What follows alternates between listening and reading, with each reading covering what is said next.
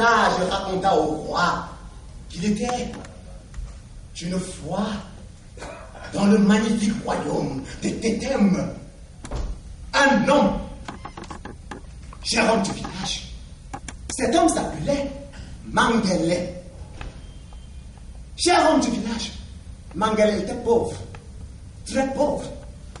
Mengele était tellement pauvre que même les autres pauvres du village s'étonnaient du genre de pauvreté de Hey!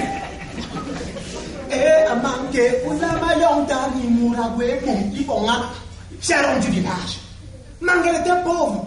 Pauvre que même les mendiants, en le voyant, préféraient lui donner quelques pièces.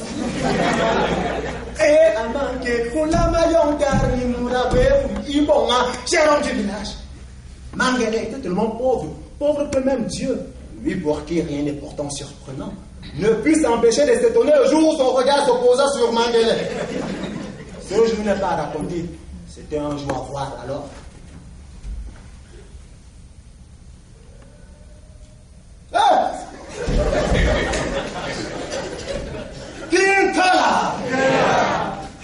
Mengele était misérable.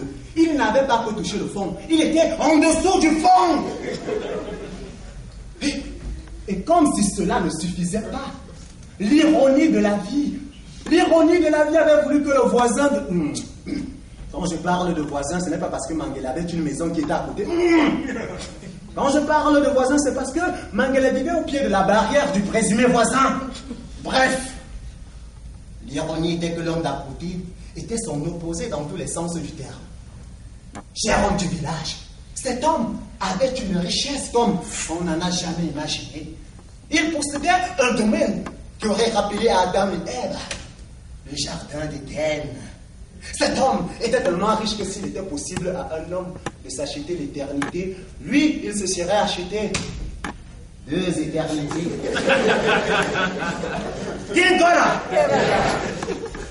Cher homme du village, c'est donc dans cette ambiance ironique que Mengele, assis, les bras croisés, passait tout son temps à observer le puissant domaine de son voisin, se demandant comment Dieu pouvait admettre une aussi mauvaise et vicieuse répartition des richesses de la terre. Il en était tellement frustré qu'un soir, dans les ténèbres d'une nuit paisible, Mengele se mit à prier Dieu.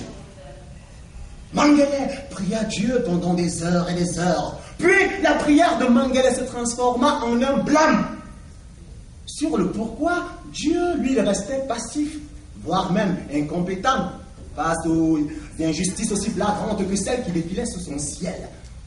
Cher homme du village, Mengele blâma copieusement Dieu que l'écho de sa colère bouscula le ciel.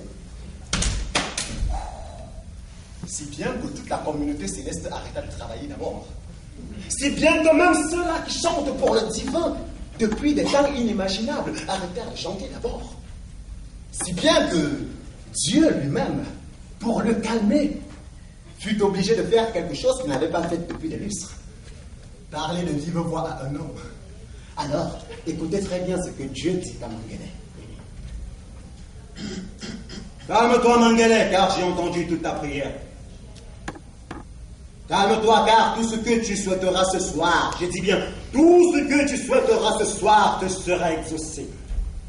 Mais sache seulement que lorsqu'il te sera exaucé, ton voisin recevra le double de ce que toi tu auras reçu. Et... Nicolas, cher homme du village, ce petit détail de la fin de la phrase de Dieu n'échappa pas à l'oreille de Mengele, qui en fut même très embarrassé, au point où il demanda à Dieu de lui accorder un instant de réflexion. Et Mengele se dit dans son cœur,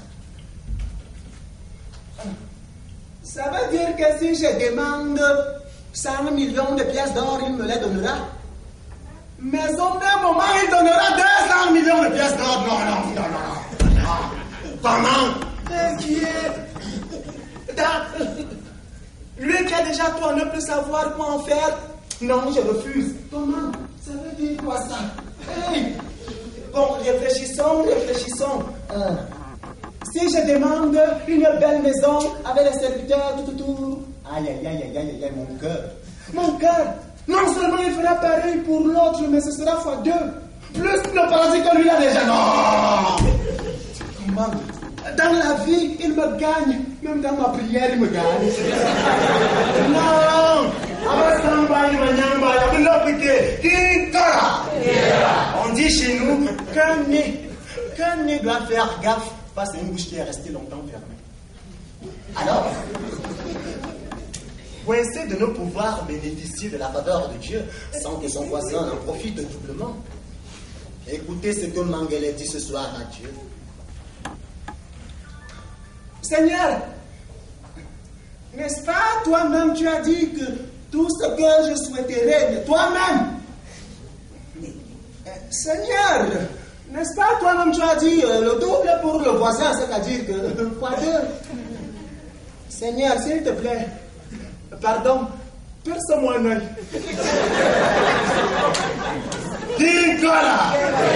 Heureusement que tu es Dieu, mais que l'oreille qui entend entende, la tête qui comprend comprenne, car c'est ainsi même que s'achève l'histoire du vieux sage de mon village.